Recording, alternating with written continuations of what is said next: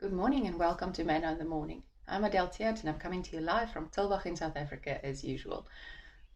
Today I'm jumping the gun a little bit because it's not quite 7 o'clock yet, but forgive me, I have a walking partner that's waiting for me, and if I don't get into the walk this morning early, I will probably bail. So that's my commitment. So I wanted to talk to you about treasure this morning. I want to read to you from Matthew 6, verse 19. It says, "Don't keep hoarding for yourselves earthly treasures that can be stolen by thieves. Material wealth eventually rusts, decays, and loses its value. Instead, stockpile heavenly treasures for yourselves that cannot be stolen and will never rust, decay, or lose their value. For your heart will always pursue what you value as your treasure." And then it goes on and it starts talking specifically about money. But I'm going to also include in our treasure here on earth our time. How do you invest your time and your money?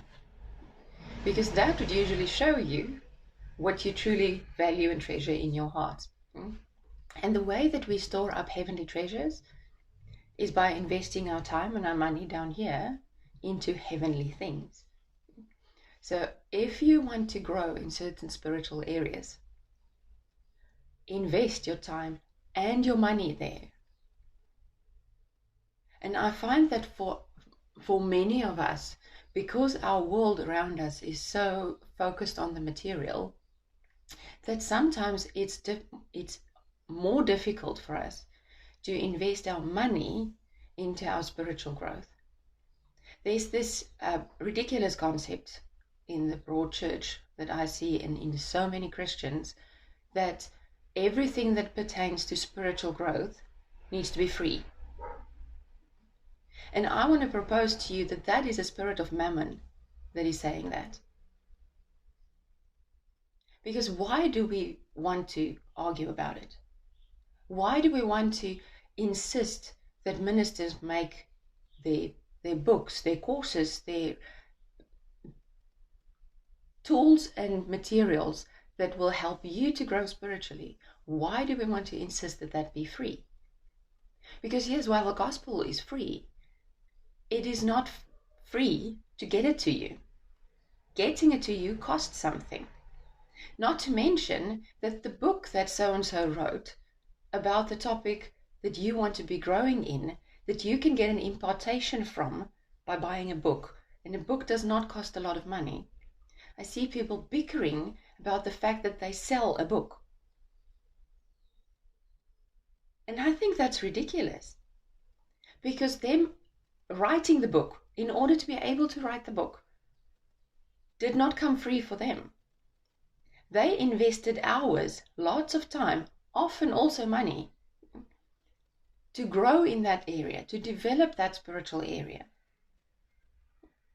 And to publish the book is not free. And that's just one simple example. There's online courses. There's a whole myriad of things that will give you ways of earning. Oh my gosh, hang on.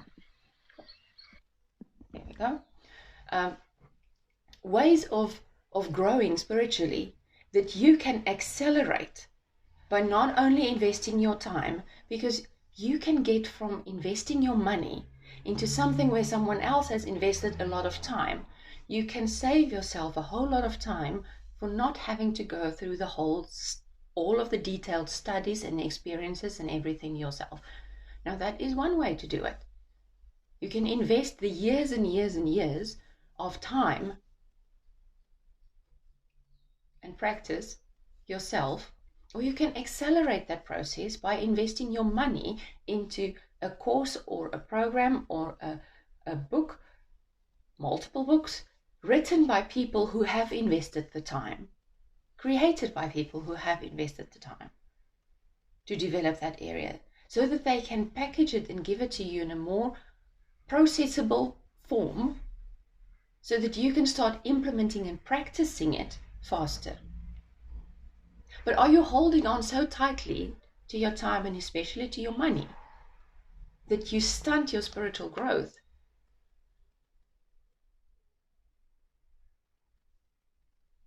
Because then the rest of this chapter that speaks about how could you worship two gods at the same time?